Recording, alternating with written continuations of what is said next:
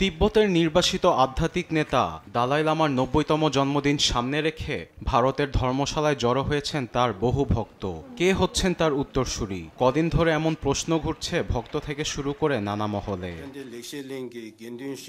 ঠিক এমন সময় উত্তরসূরির প্রশ্নে বুধবার মুখ খুলেছেন চতুর্দশ দালাই লামা। অসুস্থতার কারণে ১৫তম তিব্বতী ধর্মীয় সম্মেলনে ভার্চুয়ালি যোগ দিয়ে ৬০০ বছর পুরনো প্রতিষ্ঠানের ওপর উত্তরসূরির দায়িত্ব দিয়েছেন।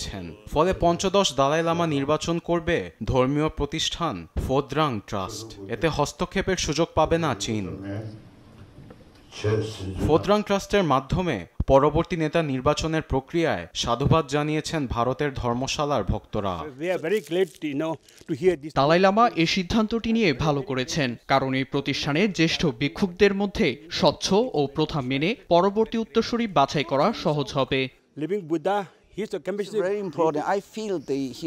এটা শুধু তিব্বতীয়দের কিংবা ভারতীয়দের জন্য জরুরি নয়, পুরো বিশ্বের জন্য গুরুত্বপূর্ণ।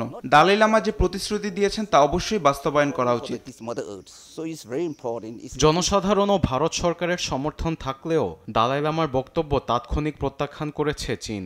সংবাদ সম্মেলনে এ নিয়ে বিস্তারিত জানান পররাষ্ট্র দপ্তরের মুখপাত্র। চীন সরকার তিব্বতী বুদ্ধ ধর্মে জীবন্ত বুদ্ধদের পুনর্জন্মের ব্যবস্থাপনা এবং ধর্মীয় বিষয়াদির উপর বিধিমালা জারি করেছে। সেই বিধিমালা অনুযায়ী পরবর্তী দালাই লামা নির্বাচন করা হবে। সেখানে সরকারের অনুমোদন থাকতে হবে। প্রথা অনুযায়ী সোনার কলসে লটারির মাধ্যমে পরবর্তী উত্তরসূরি তিব্বতের আসনে বসবেন। তবে উত্তরসূরি বাছাই প্রশ্নে চীন কারসাজির চেষ্টা চালাচ্ছে বলছেন সমালোচকরা। আরবেদ আফসার, নিউজ ডেস্ক, দেশ টিভি।